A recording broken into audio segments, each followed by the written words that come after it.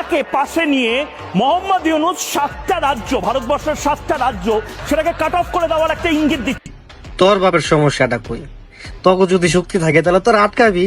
এখন অব্দি যদি আপনারা না বোঝেন, পশ্চিমবঙ্গের মানুষ বুঝে, কিন্তু হালার পর তুই বুঝোস না, তোরই সমস্যাটাই বেশি।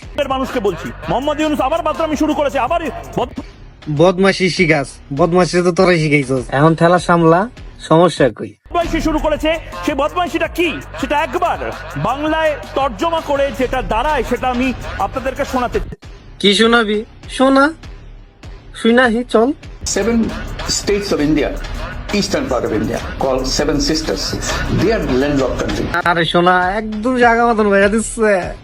এটা শোন, তোরে বলি, এটা কোনো অশিক্ষিত চাওয়ালা না, এটা নোবেল বিজয়ী প্রফেসর ডক্টর ইউনূস।